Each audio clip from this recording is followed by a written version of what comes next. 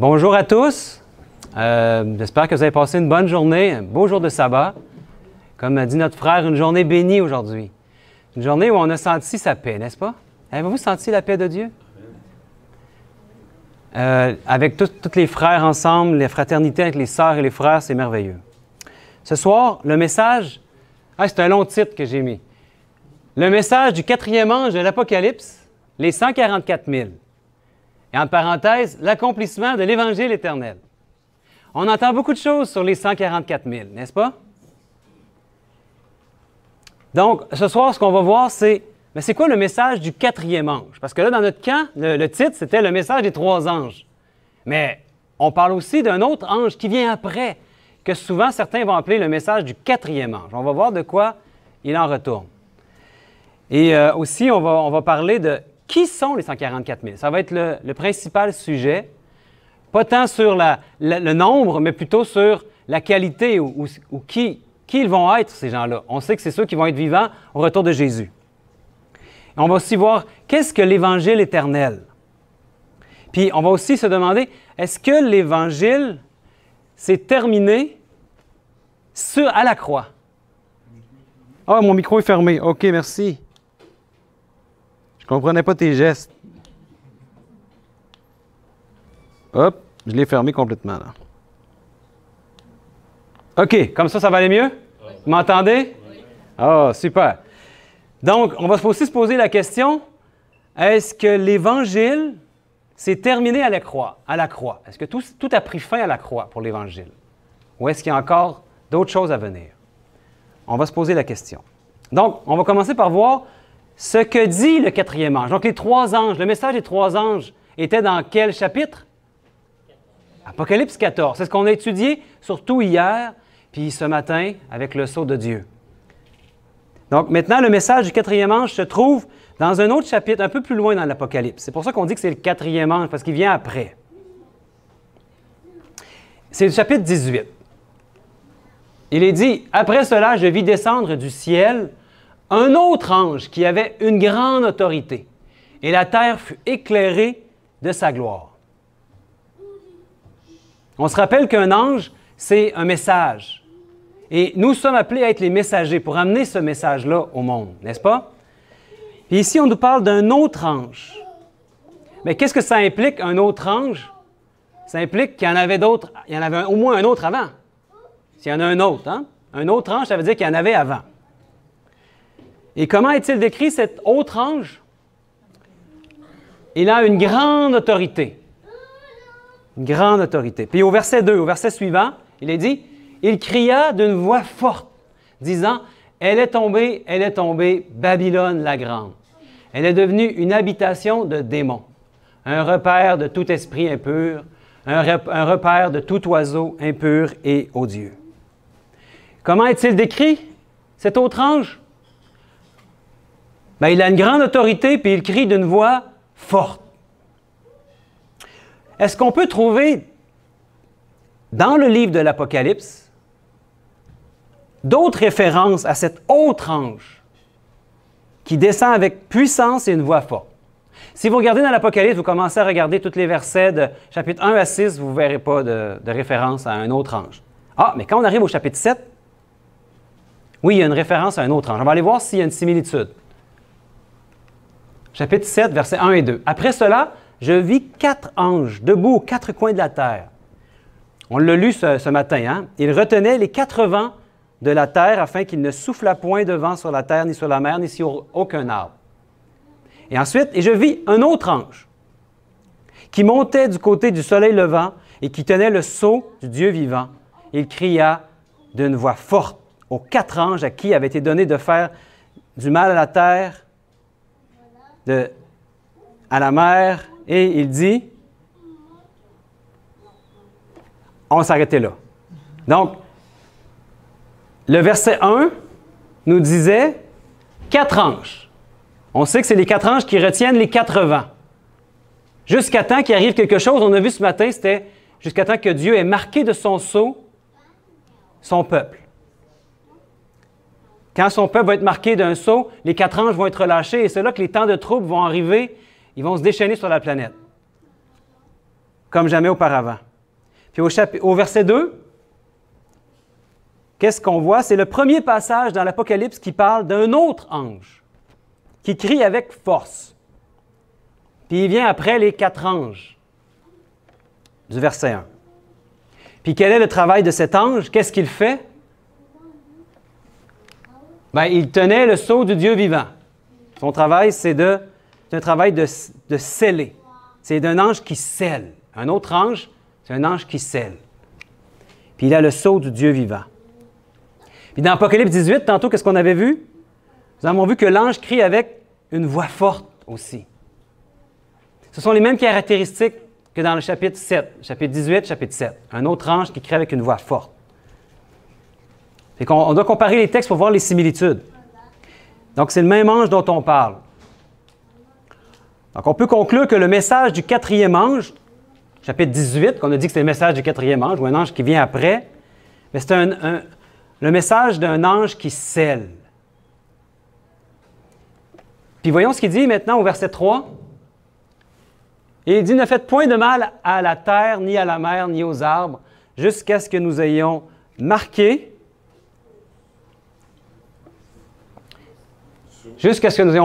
du sceau le front des serviteurs de notre Dieu. Et j'ai entendu le nombre de ceux qui avaient été marqués du sceau, 144 000 de toutes les tribus des fils d'Israël. Marqués du front, les serviteurs de notre Dieu. On en a parlé ce matin. Qu'est-ce que le sceau de Dieu?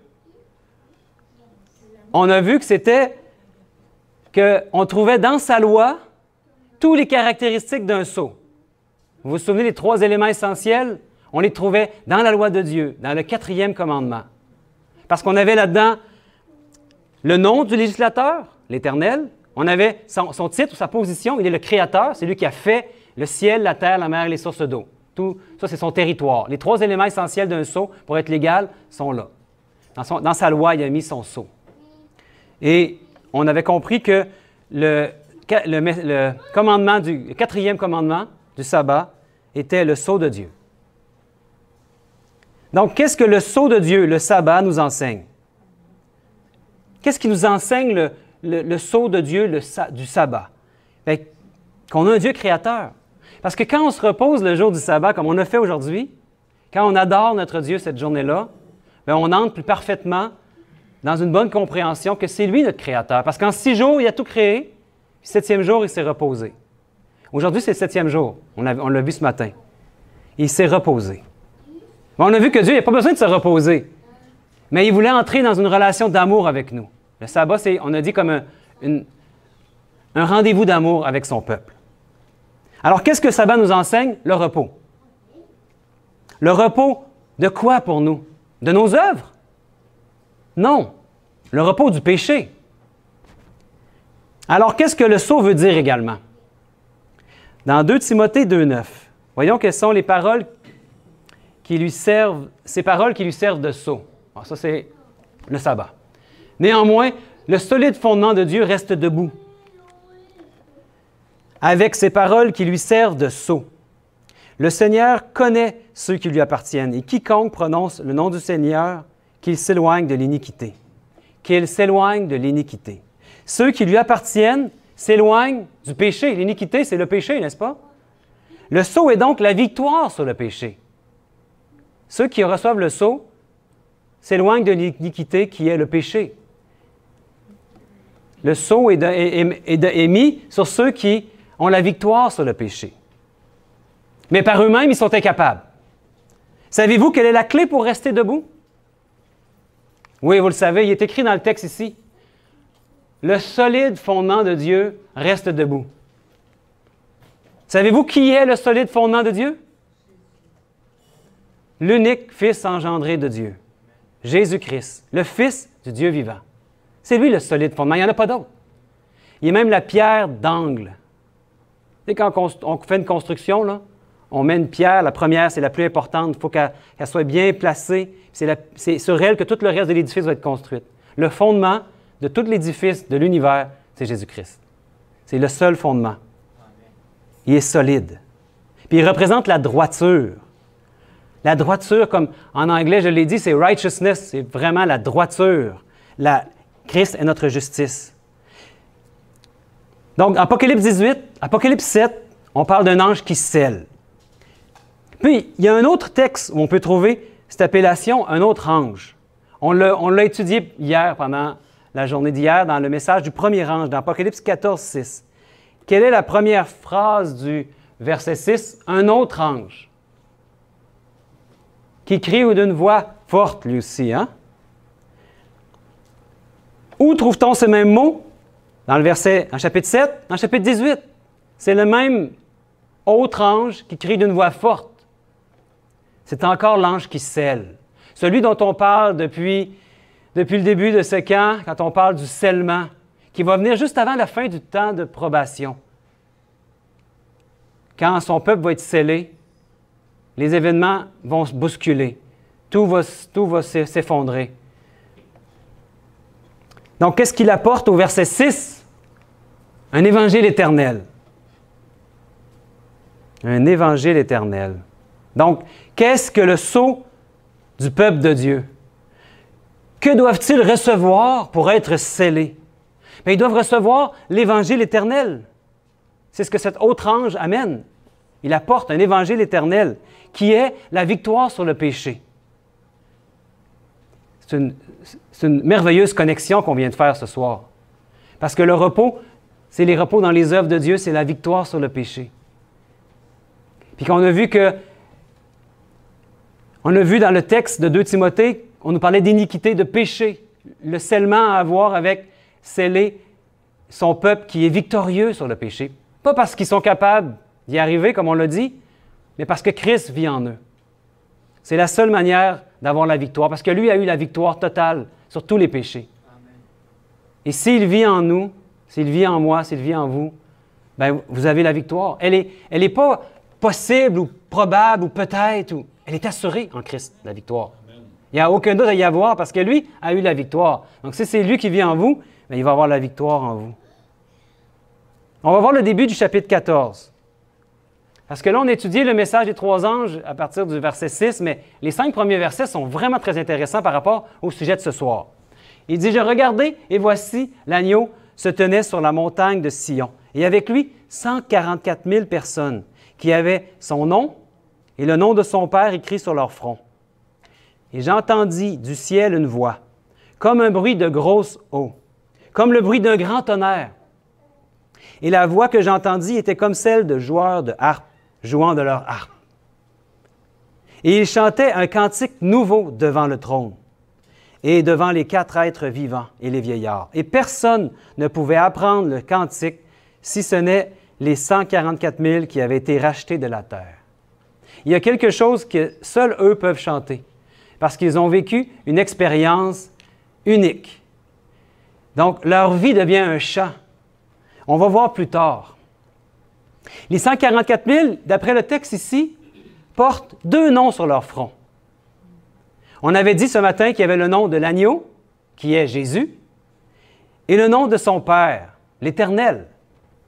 2 noms. On avait remarqué aussi qu'il était intéressant de considérer que si on devait adorer une Trinité, il y aurait 3 noms sur leur front, mais il y en a seulement 2. Ça devrait nous interpeller. Donc, à quel autre verset avons-nous vu un peuple marqué au front? Dans Apocalypse 7, 3, on a vu ce même passage-là, marqué au front du sceau. Les 144 000 sont la dernière génération par laquelle Dieu va accomplir l'Évangile éternel, qui est la victoire sur le péché. L'Évangile éternel, la victoire sur le péché. Un problème majeur que nous avons aujourd'hui, parmi la plupart des chrétiens, est qu'ils affirment que Jésus n'était pas comme nous. Donc, lui ne pouvait pas pécher. En tout cas, il n'était pas comme moi, comme vous et moi. C'est vraiment important de comprendre que Jésus avait la même nature que nous. Il est venu nous délivrer, nous sauver dans une nature comme la nôtre. S'il ne faisait pas ça, il ne pouvait pas nous sauver. Il fallait qu'il prenne il fallait qu'il aille sauver l'humain là où il était tombé, dans une nature dégénérée par le péché. Donc, s'il n'est pas tout à fait comme nous, et qu'il ne peut pas pécher, est-ce qu'il peut être notre exemple? Donc, la plupart ne peuvent pas croire qu'il a pris la même nature que l'on possède. Pourtant, Christ a été tenté en tout point comme nous le sommes, sans jamais pécher. Et ça dans une nature pécheresse comme la mienne. Jésus a pris un corps semblable au nôtre. Et c'est dans ce corps qu'il a démontré la puissance de son Père. Lui-même a dit qu'il a fait les œuvres de son Père. Il n'a jamais fait ses œuvres à lui. Il dit, j'ai fait les œuvres de mon Père, toujours. Croyez-vous que nous sommes appelés à suivre son exemple et à prouver que ce que Dieu a fait en Christ, il peut le faire en chacun de nous lorsque nous nous soumettons à lui? Je vais vous dire, j'ai essayé de suivre Jésus comme un exemple, un modèle. On m'a dit, c'est un exemple, c'est un modèle. J'ai essayé de le suivre. J'ai essayé de copier son caractère. C'est ce qu'on m'avait dit. Tu dois être comme Jésus, copier son caractère. Il est doux, il est gentil, il est patient, il est aimable. Bien, suis son exemple, puis fais la même chose. J'ai essayé, mes frères et sœurs. Puis je suis arrivé à la conclusion que j'y arriverai jamais. C'est une erreur monumentale. J'ai essayé pendant des années, je n'ai pas réussi. Pourquoi? Je vais vous montrer une illustration. Mona Lisa, la Joconde. La connaissez-vous? Savez-vous combien il vaut le tableau original? Il n'y a pas de prix, mais il l'estime à 2 milliards de dollars. Mais même, si quelqu'un voulait l'acheter, probablement que ça serait plus que ça. C'est presque inestimable. Hein? Combien vous pensez qu'il y a de copies qui ont été faites de la Joconde? Mais ça vaut combien une copie de la Joconde? Une Rolex. Ça vaut combien une copie d'une Rolex? 200 dollars. Une vraie, 10 000 dollars. Jésus est beaucoup plus qu'un exemple, mes frères et sœurs. Prions pour avoir l'original en nous. Moi, je pourrais essayer de faire une copie de Jésus, mais vous allez convenir avec moi que c'est beaucoup mieux si Jésus-Christ vit en moi, puis c'est l'original qui est en moi. Ça, c'est de la puissance, les amis. C'est la vie de Christ en moi. C'est l'original. On a besoin de l'original, pas d'une copie. Nous voulons que ce soit Christ qui vive en nous. Son esprit en nous. Ça, c'est puissant. La bonne compréhension de qui est l'Esprit. Quand on parle de l'Esprit Saint, il faut comprendre c'est qui. Est-ce que c'est un troisième Dieu? Est-ce que la Bible nous parle à quelque part de Dieu, le Saint-Esprit? S'il y a quelqu'un qui est capable de me montrer ça dans la Bible, je vais tout changer mon message. Mais j'ai vérifié, je n'ai jamais trouvé. On voit Dieu le Père, on voit le Fils de Dieu, et on voit le Saint-Esprit. On ne voit jamais Dieu, le Saint-Esprit. Jamais, jamais, jamais. On voit l'Esprit de Dieu. Parce que Dieu est Esprit. Et Dieu est Saint. Voilà, c'est quoi l'Esprit, le Saint-Esprit? C'est l'Esprit Saint de Dieu. Est-ce que c'est compliqué? Pourquoi on invente une Trinité? Vous savez, ça a été inventé, ça, par l'Église catholique. Pourquoi on embarque là-dedans? Nous sommes supposés être des protestants. Puis on suit le même Dieu que Rome. Gros problème, mes frères et sœurs. Gros problème. L'Esprit de Christ est la vie. Qu'est-ce que ça nous dit dans 1 Corinthiens? C'est pourquoi il est écrit, le premier homme, Adam, devint une âme vivante. Le dernier Adam est devenu, quoi? Un esprit vivifiant. Ça signifie un esprit qui donne la vie, qui vivifie, qui donne la vie. Pour blanchir la réputation de Dieu, l'Esprit de Christ lui-même fera la démonstration de l'Évangile éternel dans un peuple qui sont appelés les 144 000. Amen. Croyez-vous à ça? Amen. Croyez-vous que vous êtes appelés à faire partie de ce groupe-là parce que Jésus revient bientôt? Amen. Il se prépare un peuple qu'on appelle les 144 000 qui ne passeront pas par la mort. Ils vont être vivants quand Jésus va revenir. Et savez-vous qui attend cette démonstration-là? De l'Évangile éternel, la victoire sur le péché dans un peuple. Vous savez, il y en a des êtres humains qui ont Enoch, le 7e après Adam. Lui, il a marché 300 ans avec Dieu. Puis à un moment donné, Dieu l'a pris avec lui. On dit que c'est comme une prémisse des 144 000, de ceux qui ne vont pas passer par la mort aussi avant le retour de Jésus. Enoch, le 7e après Adam. Il a marché 300 ans avec Dieu. Ça veut dire qu'il a marché victorieux pendant 300 ans. Nous, on a de la misère à marcher quelques jours, hein? Victorieux, parfois quelques heures. Mais Dieu veut nous faire comprendre l'horreur du péché. L'horreur du péché, c'est au point que le Père a dû envoyer son Fils. Ce qu'il y avait de plus précieux au ciel, un Fils. Il y en a-tu qui ont des fils ici? Amen. Ou des filles? C'est ce que ça va être plus précieux, je suis certain. Un fils ou une fille, n'est-ce pas? Mais Dieu, le Père, a envoyé son propre Fils. C'est pour dire à quel point il nous aime. Le péché a coûté la vie de son Fils. Et sur la croix, c'est pas seulement un corps humain qui est mort. Si on croit en une Trinité, puis qu'on pense que c'est Dieu lui-même qui s'est donné lui-même, quand le Père, car Dieu a tant aimé le monde qu'il a donné son Fils unique, afin que quiconque croit en lui, il a donné son Fils. Il y a vraiment une relation Père-Fils dans la Bible. On ne peut pas tordre les Écritures. Il y a un Père, il y a un Fils. Moi, je ne peux pas aller contre les Écritures, n'est-ce pas?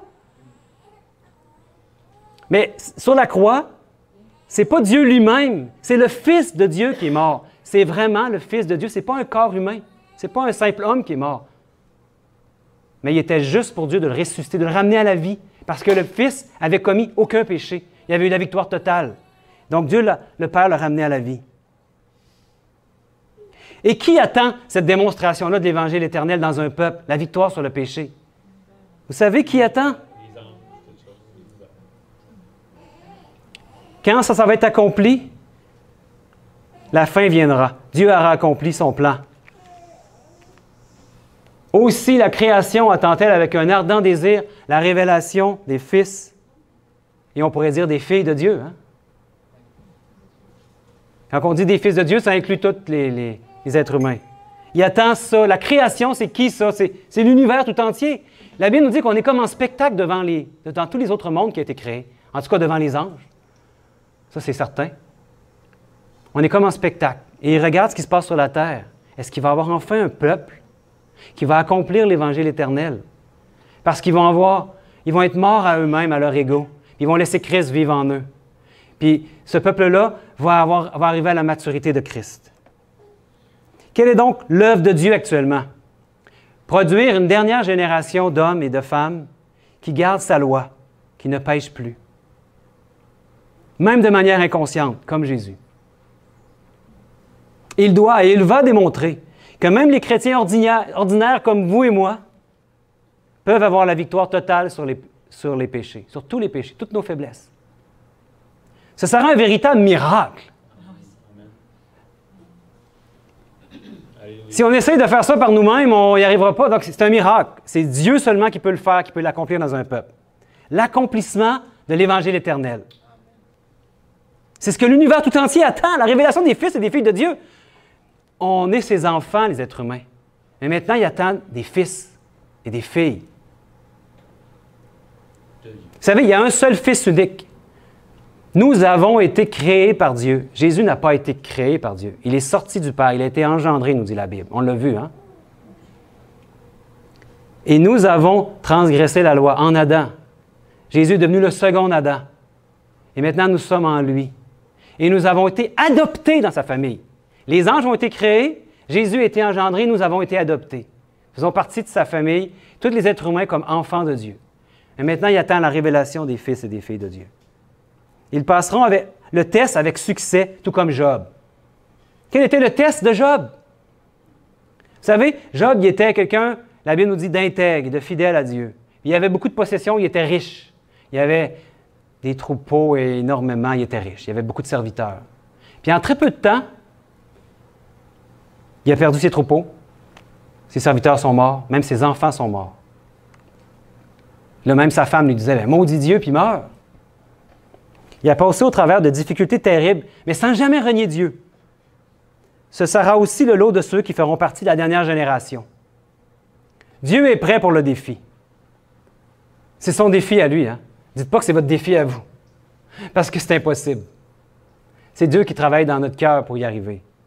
Quand Jésus jettera son encensoir sur la terre dans Apocalypse 8, 3, 5, et que la porte de la grâce sera fermée, ça veut dire quand son peuple va être scellé, mais Satan va avoir un contrôle complet sur l'humanité comme jamais auparavant. Il va avoir la liberté de faire ce qu'il veut.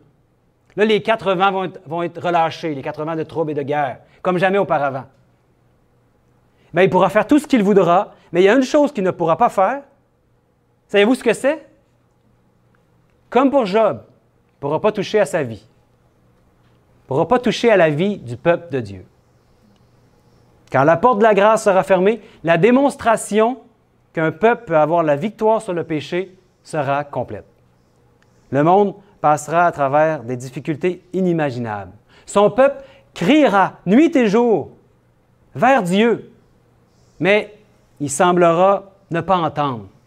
Est-ce que ça vous rappelle quelqu'un qui criait à Dieu aussi, puis qui semblait ne pas entendre, même qui se semblait abandonné de Dieu? Oui, ça nous rappelle Gethsémani. Ça nous rappelle sur la croix quand Jésus était en train d'agoniser puis a prononcé les paroles suivantes. « Pourquoi m'as-tu abandonné? » C'est troublant, hein? Il se sentait vraiment comme ça, abandonné de son Père. Parce que le Père ne pouvait pas sauver les êtres humains puis sauver son Fils en même temps. C'est son propre Fils. Il ne pouvait pas l'aider. C'est sa mission, il devait l'accomplir jusqu'au bout. Il devait boire la coupe de douleur jusqu'au bout. Pourquoi m'as-tu abandonné? Les 144 000 passeront eux aussi à travers un Gethsémani, dans une moindre mesure, hein, parce que Jésus a porté les péchés de toute l'humanité sur ses épaules. C'est pour ça qu'on dit que son cœur s'est arrêté de battre. Brisé par tout le poids, le fardeau du péché de toute l'humanité sur ses épaules. Parce que normalement, quelqu'un qui faisait crucifier comme ça sur le bois, ça prenait 2-3 jours avant qu'il meure. Jusqu'à un moment donné, ils viennent à briser ses os pour qu'il ne puisse plus se soulever pour respirer. Parce que, imagine, il fallait que tu te soulèves avec tes pieds pour respirer, pour que le diaphragme. Puis là, à chaque fois, ça faisait mal aux pieds parce qu'il y avait des clous dedans. Imaginez-vous la douleur. Mais Jésus, ils n'ont pas eu à se rendre là. Quand ils sont venus pour lui briser les os, il était déjà mort. Donc, qu'est-ce qui a tué le Fils de Dieu? Bien, c'est le fardeau des péchés de toute l'humanité. Il est devenu péché pour nous, nous dit la Bible. Il a été fait malédiction pour nous. Et ça, si ça ne touche pas notre cœur, pas grand-chose qui va le toucher. Ce qui s'est passé à la croix. Donc, mais son peuple, les 144 000, ceux qui vont être vivants au retour de Jésus, vont vivre aussi une période qui va être un peu similaire à ce que Jésus a vécu à Gethsémani. Une expérience à travers laquelle Christ a passé. Ils penseront que Dieu les a abandonnés. Parce que tout va s'écrouler autour d'eux. Les gens vont les persécuter, vont vouloir les tuer. La Bible nous dit qu'ils ne pourront plus en acheter ni vendre. On va peut-être perdre des proches. La Bible nous dit que même peut-être nos enfants vont nous renier, nos proches vont nous renier. On va vivre des événements difficiles où est-ce qu'on va penser que Dieu, il ne peut pas être là parce que je me sens abandonné, il n'intervient pas. Comment était-ce pour Jésus? Avez-vous imaginé son agonie? Je pense que ça vaut la peine de voir ce qui s'est passé à Gethsémani. Ça dit là-dessus, Jésus alla avec eux dans un lieu appelé Gethsémani. Et il dit aux disciples, « Asseyez-vous ici pendant que je m'éloignerai pour prier. » Et il prit avec lui Pierre et les 2 fils de Zébédée, et il commença à éprouver de la tristesse et des angoisses. Il leur dit alors, « Mon âme est triste jusqu'à la mort. » Avez-vous expérimenté ça, que votre âme est triste jusqu'à la mort? Wow! Quand on dit que Jésus était agonisant, il est dit, « Restez ici et veillez avec moi. » Puis, il en fait quelques pas en avant, il se jeta sur sa face et priant ici, « Mon Père, s'il est possible, que cette coupe s'éloigne de moi. Toutefois, non pas ce que je veux, mais ce que tu veux. » Vous savez, Jésus était dans une nature comme la nôtre, dans la chair. Sa chair, est-ce qu'elle voulait vivre ça? Sa volonté propre à Jésus, charnel d'homme, est-ce qu'elle voulait aller à la croix et boire cette coupe? Il en était incapable. Il a dit, non pas ma volonté, mais la tienne. Il s'en est remis à la volonté de son Père, parce que sa volonté à lui, elle ne voulait pas y aller à la croix, n'est-ce pas? Il s'en est remis à la volonté de son Père. Et il vint vers les disciples qu'il trouva endormis. Et il dit à Pierre, « Vous n'avez donc pu veiller 1 heure avec moi? Veillez et priez, afin que vous ne tombiez point dans la tentation. L'esprit est bien disposé, mais la chair est faible. » C'est lui qui était en train d'encourager les autres, c'est lui qui en aurait besoin. C'est pas drôle, hein? Luc 22, un autre passage de Gethsémani nous dit, « Étant en agonie, il priait plus instamment, et sa sueur devint comme des grumeaux de sang qui tombaient à terre. » C'est pour ça qu'on dit que Jésus était agonisant. Qu'est-ce que Jésus a ressenti, mes frères et sœurs? Nous aurons aussi à vivre une expérience d'angoisse et d'agonie, comme notre Sauveur. Nous aurons l'impression d'être seuls.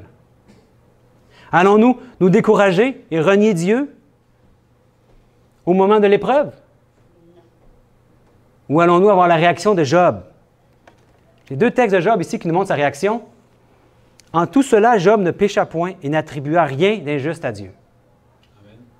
Et dans Job 2,10, dans cette nouvelle épreuve, Job ne prononça aucun mot qui puisse offenser Dieu. Wow! C'est un bon type des 144 000. Après la fermeture de la porte de grâce, son peuple de la dernière génération devra vivre à la vue d'un Dieu saint sans intercesseur. Pourquoi sans intercesseur? Parce qu'il faut se rappeler que ce que Jésus fait dans le sanctuaire céleste, il est redevenu notre grand prêtre, le souverain sacrificateur. Parce que ce qu'il y avait sur la terre dans le sanctuaire de l'époque terrestre, bien, il y avait un grand prêtre. Et ça symbolisait qui? Jésus. Ça symbolisait son œuvre au ciel.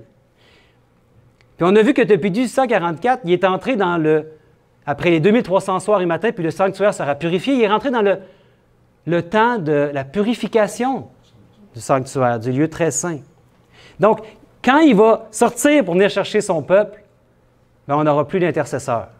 Il ne pourra pas retourner s'il y a un péché dans son peuple qui doit aller encore offrir son sang et ses mérites pour. À un moment donné, il va sortir du lieu très saint, puis quand il revient, son peuple, bien, il vit sans intercesseur. Mais jamais sans l'Esprit de Christ, jamais sans l'Esprit de Dieu. Jamais sans les anges aussi qui sont toujours là pour nous aider. Même si Christ aura terminé son intercession, bien, on va toujours être protégé. Jésus lui-même a été fortifié par un ange à Gethsémani. Les 144 000 pendant cette période, bien, ils seront sévèrement tentés, mais ils ne pécheront point parce qu'ils sont scellés. Ce sera à travers les 144 000 que Dieu va vaincre Satan. Est-ce qu'on peut dire Amen? Alléluia, cela? Gloire à Dieu! Ils formeront une partie vitale du plan de Dieu, l'accomplissement de l'Évangile éternel.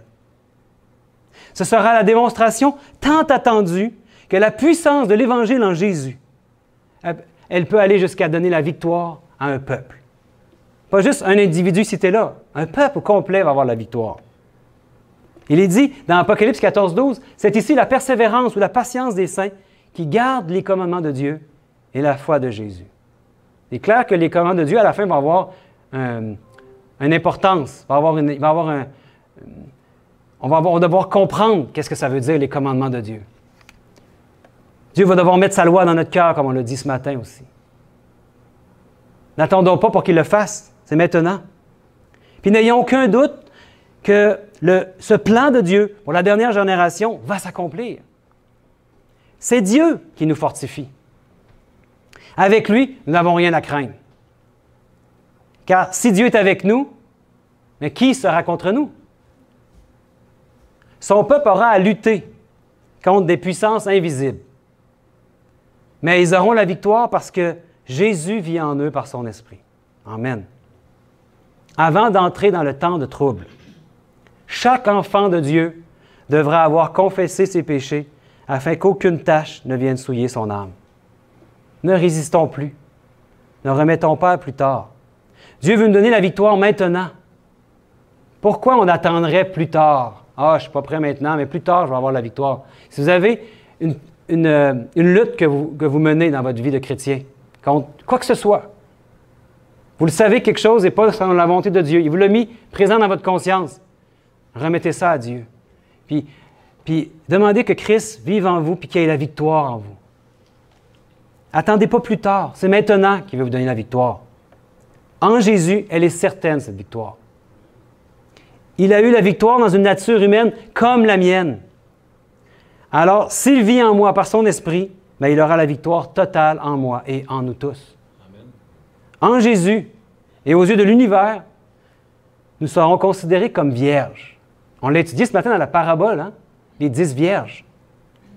C'est-à-dire comme n'ayant jamais péché. C'est ça que ça veut dire, une vierge. Une femme vierge. La femme, c'est l'Église. Vierge, ça veut dire qu'elle ne s'est pas Elle n'est pas allée vers des hommes. Elle n'est pas allée vers d'autres. Elle est restée fidèle pour le mariage qui s'en vient de l'époux. Parce que nous suivrons l'agneau partout où il va. C'est ce qu'on peut voir ici, dans Apocalypse 14, la suite, 4 et 5. Ce sont ceux qui ne se sont pas souillés avec des femmes, car ils sont vierges, et ils suivent l'agneau partout où il va. Ils ont été rachetés d'entre les hommes comme des prémices pour Dieu et pour l'agneau. Et dans leur bouche, il ne s'est point trouvé de mensonge, car ils sont irrépréhensibles. De qui on parle ici? Ceux qu'on appelle les 144 000, ceux qui chantent un cantique nouveau que personne d'autre peut apprendre. Seulement eux ont vécu cette épreuve-là. Seulement eux sont arrivés à la maturité parfaite de Christ. Pas que ça vient... la maturité de Christ peut arriver seulement à la fin, après que Jésus nous a tout révélé à son peuple. Ceux qui vivaient il y a 2000 ans, 3000 ans, n'avaient pas toute la révélation qu'on a aujourd'hui. Ça ne veut pas dire que Dieu ne va pas les emmener au ciel. Hein? Dans leur conscience, dans la connaissance qu'ils avaient, Dieu juge selon les connaissances et notre conscience. Si on a toujours agi selon notre conscience, puis qu'on a laissé Dieu travailler dans notre vie, Dieu nous amène au ciel. Même des païens qui ne connaissent point la loi, nous dit la Bible, ils font naturellement ce que la loi prescrit, parce que leur conscience les accuse et les défend tour à tour. Mais à partir du moment où on connaît la loi, que Dieu nous l'a révélée, puis qu'on sait que son esprit doit vivre en nous, puis nous, on doit mourir, bien, il peut accomplir, il peut nous donner la victoire. Et c'est ce qu'il va faire. Ici, on parle des 144 000. Ils suivent l'agneau partout où il va. Cette dernière génération sera comme des prémices pour Dieu et pour l'agneau. Ils vont chanter un cantique nouveau, parce qu'ils ont vécu une expérience unique. Ils auront vaincu par le sang de l'agneau. Aucune autre méthode pour vaincre. Les 144 000 auront aussi le privilège de suivre Jésus partout où il ira. C'est ce que le texte nous dit. Wow! Mon Dieu, c'est trop, suivre Jésus partout où il ira. Si je peux juste avoir une petite place, moi, au ciel, je vais être heureux. Mais dans l'une des premières visions que notre sœur White a eues, elle a entendu la voix de Jésus dire, « Alors que nous allions entrer dans le temple, Jésus éleva sa douce voix pour dire, « Seuls les 144 000 peuvent pénétrer ici. » Nous nous écriâmes tous, « Alléluia! » Quoi d'autre pourrions-nous dire qu'Alléluia? Tout nous vient des mérites de Christ. Vous savez, quand on va être au ciel, quand on va être avec Jésus, puis que tous les rachetés vont être là, il y en a qui disent « Ah, mais j'ai hâte d'aller voir Moïse. Je vais avoir plein de questions à y poser. Comment c'était quand tu es monté sur la montagne? Puis aller voir Noé, hey, quand tu as fait l'arche, ça a pris du temps. Comment c'était? » Puis on va vouloir voir, je ne sais pas, moi, peut-être Marie ou Adam. Ou... On va avoir plein de gens qu'on va vouloir voir, puis on va avoir des questions. On va avoir l'éternité pour leur poser nos questions. Mais vous savez quoi? La multitude des rachetés, ils vont aussi vouloir voir et comprendre ce peuple spécial-là, juste avant le retour de Jésus, qu'on appelle les 144 000. Ils vont chanter un cantique. Ils vont être les seuls à pouvoir chanter ce cantique nouveau-là. Comment est-ce que vous avez fait pour passer au travers du temps de trouble et rester fidèle à Dieu sans jamais le renoncer, malgré que tout le monde voulait vous tuer, puis vous ne pouvez plus acheter ni vendre? Puis... Et nous leur dirons, ben c'est parce que c'était plus moi qui vivais, j'ai laissé Christ vivre en moi, par son esprit. Puis toute la gloire, on va la remettre à Dieu. Ce n'est pas pour notre gloire à nous. Les 144 000 seront le peuple de Dieu de la dernière génération qui suivront l'agneau partout. Aujourd'hui, cela signifie de suivre Jésus là où il se trouve et entrer avec lui dans son ministère par la foi. Où est Jésus aujourd'hui? Le savez-vous? Vous avez-vous déjà posé la question, qu'est-ce qu'il fait Jésus présentement? Où est-ce qu'il est? Que fait-il au ciel? Tantôt, j'ai parlé du sanctuaire. Puis vous savez que Moïse, quand il y a eu l'instruction du sanctuaire, bien, Dieu lui a montré au ciel le sanctuaire. Donc, il a construit un modèle, on va dire un type de ce qu'il a vu au ciel. C'est ce que la Bible nous dit. Puis on comprend que tous les services, tout le rituel, c'est un type de Jésus. L'agneau qui devait donner son sang, c'est Jésus. Sans tache, parfait l'agneau. Tout le rituel. Puis dans le sanctuaire, une fois par année, le grand prêtre devait rentrer dans le lieu très saint. Les Juifs appellent ça le Yom Kippour, cette journée-là. Ça arrivait une fois par année, le grand jour des expiations. Et qu'est-ce qui se passait? Vous savez, à chaque jour, quelqu'un pour arriver avec son péché puis demander pardon, il devait sacrifier un animal pour ça, qui symbolisait Jésus. Hein? Le sang devait couler. Parce que sans le sang, il n'y a pas de pardon. Jésus a répandu son sang une fois pour toutes. Il n'y a plus besoin de sacrifice aujourd'hui. Dieu voulait utiliser ce moyen-là, cet outil pédagogique-là du sanctuaire pour enseigner son peuple sur le plan du salut. Puis, les sacrificateurs prenaient le sang et allaient entrer avec lui dans le lieu saint. Puis, ils faisaient un rituel, ils aspergeaient sur le voile. Puis, une fois par année, bien là, il devait aller, le grand prêtre seulement, le grand prêtre devait aller au-delà du voile. Il y avait un rituel vraiment très spécial qui devait arriver, qui représentait aussi Jésus. On pourrait l'étudier en détail, c'est vraiment intéressant. Puis au-delà du voile, qu'est-ce qu'il y avait? Peut-être vous avez déjà écouté le film Indiana Jones et l'Arche perdue. Il y avait l'Arche de l'Alliance qui était là. Dans l'Arche de l'Alliance, il y avait quoi? Les 10 commandements de Dieu. Intéressant, n'est-ce pas? Puis il y avait la manne aussi, pour symboliser que dans le désert, Dieu ne les avait jamais abandonnés, puis il avait été nourri. Puis vous savez que dans le désert, il était nourri d'une manière spéciale aussi, hein? Parce que de la manne, il en tombait, ça c'était avant le Sinaï, avant que la loi soit donnée. Dans le désert, il tombait de la manne pendant 6 jours. Le 7e jour, il n'en tombait pas. Il ne pouvait pas sortir en ramasser, il n'y en avait pas, parce que c'était un jour de repos. Dieu voulait discipliner son peuple. Puis le 6e jour, il en tombait le double, un deuxième miracle qui se produisait. Il n'en tombait pas le premier jour de la semaine, le 7e jour, puis il en tombait le double le vendredi. Incroyable! Donc, dans l'Arche de l'Alliance, il y avait aussi la verge d'Aaron qui a fleuri, pour montrer le sacerdoce des Lévites.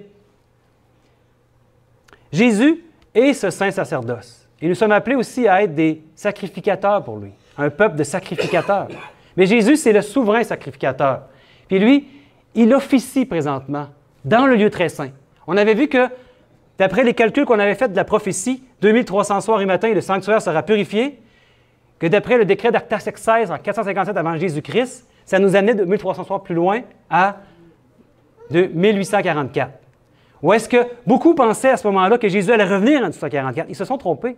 Ce n'était pas le retour de Jésus, mais c'était le changement de phase du ministère de Jésus dans le sanctuaire céleste. Il est passé du lieu saint au lieu très saint. Maintenant, prions plus Jésus dans le lieu saint, mais dans le lieu très saint. Dans le lieu saint, on faisait quoi? C'était pour le pardon des péchés. Dans le lieu très saint, c'était pour la purification des péchés. Une fois par année seulement, ils faisaient ça, eux.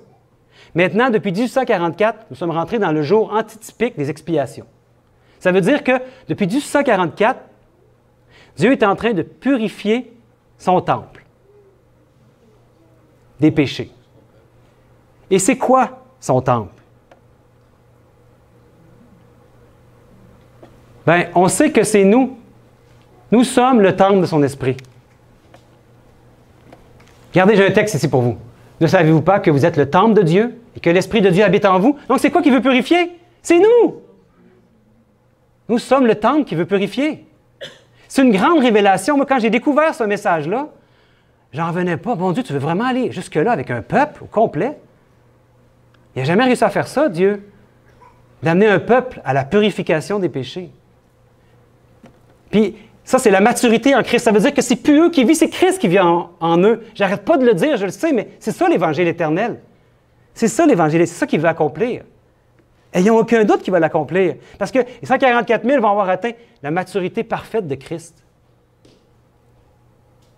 Puis ils ne passeront pas par la mort. Des prémices. Grâce à eux, Dieu va pouvoir emmener tout le reste de l'humanité au ciel. Si ça n'arrive pas, ça, que les 144 000 ont la victoire sur le péché, Jésus ne peut jamais revenir. Parce que, au ciel, là, oui, le péché a commencé au ciel par des anges, par Lucifer. Puis la Bible nous dit qu'il a réussi à séduire le tiers des anges du ciel. On voit ça dans Apocalypse 12. Puis là, ben, après ça, Lucifer est venu sur la terre, puis il a réussi à séduire les humains. Puis là, maintenant, aujourd'hui, le péché est entré dans notre monde, puis Jésus a été donné pour nous sauver, nous, les humains. Puis qu'est-ce qui arrive avec Lucifer? bien, il est ici, avec ces mauvais anges, le tiers des anges. Ce sont des anges déchus. On appelle aussi des démons. Ils sont là, puis ils essayent de nous tenter, de nous faire chuter. Mais il y a le 2 tiers des anges quand même qui restent pour nous protéger. C'est merveilleux, hein? C'est une bonne nouvelle.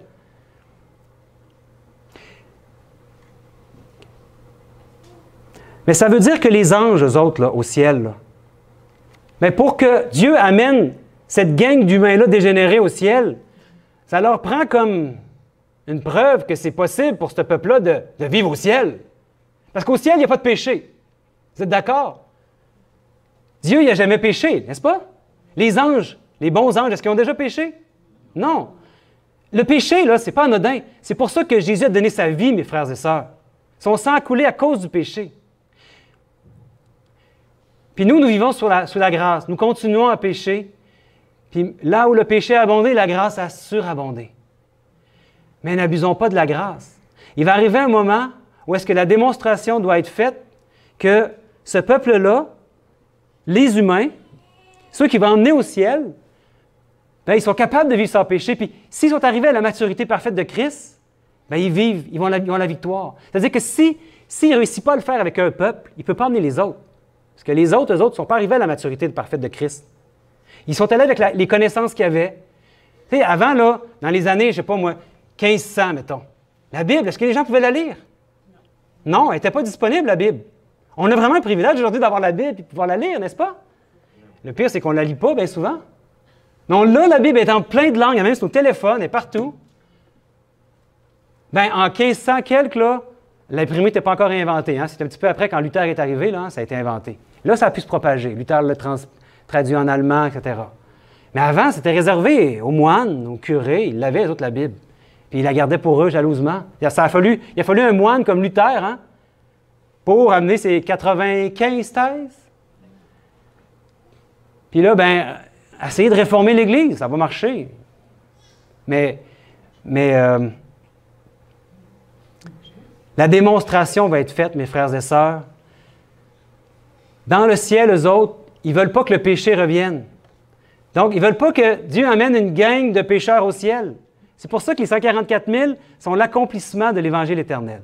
Il va pouvoir amener les autres. C'est des prémices pour que tout le reste de l'humanité puisse l'emmener. Ce n'est pas qu'eux font un travail pour l'Évangile, c'est Jésus toujours qui fait l'Évangile. C'est lui qui va rendre ce peuple-là victorieux. Puis la clé pour comprendre ça, c'est l'Esprit de Christ. La bonne compréhension de l'Esprit, que c'est l'Esprit de Jésus et non un autre Esprit. Vous savez, si on croit qu'il y a Dieu, cet Esprit, c'est lui maintenant qui doit m'aider. Parce que Christ, il est au ciel puis il ne peut plus rien faire pour moi. Gros problème parce que cet esprit-là, le Dieu de cet esprit, il n'a jamais marché dans mes bottines. Mais il ne comprend pas c'est quoi mes luttes. Mais Jésus, lui, il a eu la victoire dans mes souliers à moi. Il est entré dans une chair comme la mienne. La Bible nous dit semblable à moi. Donc, lui, il peut me donner la victoire parce qu'il a eu la victoire dans un corps comme le mien. C'est formidable, hein? C'est formidable. Donc, la clé de compréhension, c'est l'Esprit de Christ. Il faut savoir que quand on parle de l'Esprit Saint, c'est l'Esprit de Jésus. Quand il a été glorifié, Jésus, quand il est monté au ciel, il a été intronisé, nous la Bible. Puis il a fait cadeau, quand il a été glorifié, de son Esprit à son peuple. C'est là qu'il y a eu la Pentecôte. C'est là que l'Esprit est descendu sur ses disciples, d'une manière spéciale. Puis ils ont eu une puissance. Puis c'était l'Esprit de Jésus-Christ lui-même. Parce que Jésus a dit, je m'en vais, mais je ne vais jamais vous abandonner. Je vais être avec vous tous les jours jusqu'à la fin du monde. Est-ce qu'on y croit vraiment qu'il va être avec nous tous les jours jusqu'à la fin du monde? Ou est-ce qu'on pense que c'est un autre Dieu qui doit arriver? Non, c'est vraiment l'Esprit de Christ. Il a soufflé sur ses disciples son Esprit. L'Esprit de Christ. Les 144 000. Ils vont être vivants lors du retour de Jésus. Dieu les scelle de son sceau car ils sont, la Bible nous dit, irrépréhensibles. Quand j'ai lu ça, moi, dans l'Apocalypse, la première fois, le mot irrépréhensible, j'ai passé par-dessus. Je me suis dit, il ne doit pas parler des humains parce qu'on est loin d'être irrépréhensible. N'est-ce pas, hein? Non, vraiment. Ils n'ont plus de péché en eux car ils ne pêchent plus. Il y a un certain laps de temps où ce peuple-là ne pêchera plus. Ils seront les seuls êtres humains qui pourront subsister lors de l'avènement de Jésus sur les nuées. Quand Jésus revient dans sa gloire, ceux qui sont pécheurs ne peuvent pas subsister. s'il y a encore des péchés en nous. On est tous des pécheurs. Hein?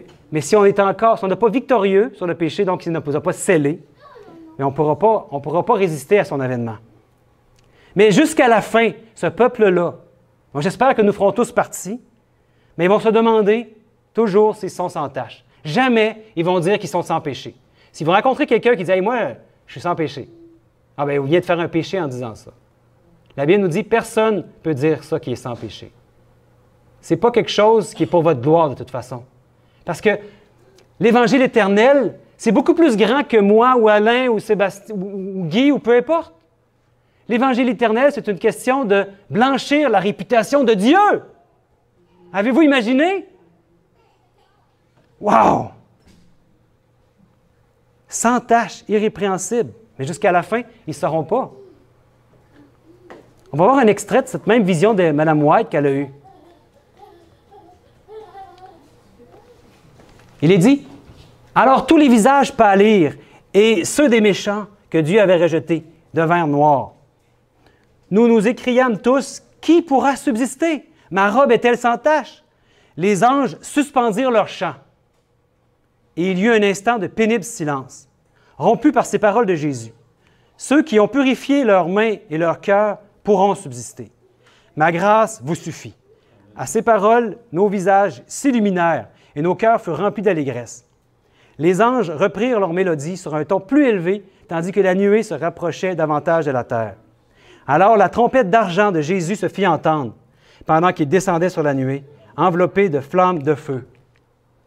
Enveloppé de flammes de feu. Ses regards se portèrent sur les sépulcres des saints endormis. Puis, levant vers le ciel les mains et les yeux, il s'écria, « Réveillez-vous! Réveillez-vous! Réveillez-vous!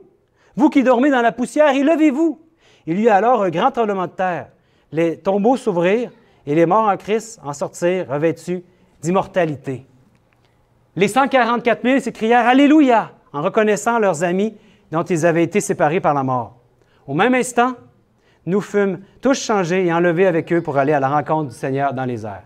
La Bible nous dit que quand on va s'en aller avec le Seigneur dans les airs, on va recevoir un corps incorruptible. Ça, c'est au retour de Jésus. La grande controverse tire à sa fin, mes frères et sœurs. Dieu prépare en ce moment même son peuple pour ce dernier grand conflit. C'est maintenant. Il ne faut pas remettre ça à plus tard. Les 144 000, à la fin du temps de probation, seront scellés comme saints et justes. Ils seront vêtus de la justice de Christ. Aucune justice en eux, propre. C'est la justice de Christ toujours. Il va nous donner la robe de justice. C'est celle de Christ. Mais ils vont être l'accomplissement de l'Évangile éternel. Donc, est-ce que tout a été terminé à la croix? Et maintenant, Dieu ne fait plus rien? Non. Il faut savoir que Jésus est très actif présentement au ciel. Il est en train de purifier son peuple, vous et moi, par son esprit. Il veut purifier votre vie. Il veut vous donner la victoire sur toutes les faiblesses. Il y en a victorieux en Christ. Il n'y a aucune tentation, il n'y a aucune faiblesse ou péché que vous pourriez avoir qui est trop grand pour que Jésus vous donne la victoire. Ayez-en aucun doute. Aucun doute. En fait, c'est ça le pire problème, c'est qu'on est incrédule, on doute. Et on ne pense pas que c'est possible. Donc, arrêtons de douter de ce plan merveilleux, l'Évangile éternel, qui va être l'accomplissement, il va l'accomplir dans un peuple, dans lequel il va écrire sa loi dans leur cœur. Et laissons Dieu faire le travail de purification de notre caractère que lui seul peut faire et qui peut accomplir en nous. Il va l'accomplir. Ma prière est que nous puissions laisser Dieu briser toute résistance en nous et surtout nous remplir de son amour, son agapé, un amour inconditionnel. Un amour qui est prêt à se donner pour l'autre sans attendre rien en retour. C'est l'amour de Dieu. Jésus, qu'est-ce qu'il a attendu? Qu'est-ce qu'il avait à gagner, lui? Il était le Fils de Dieu. Puis il a donné sa vie pour nous. Prions Dieu pour que notre résistance puisse être brisée, puis qu'il nous remplisse complètement de son amour. et de la foi de son Fils Jésus. Amen. Dieu vous bénisse.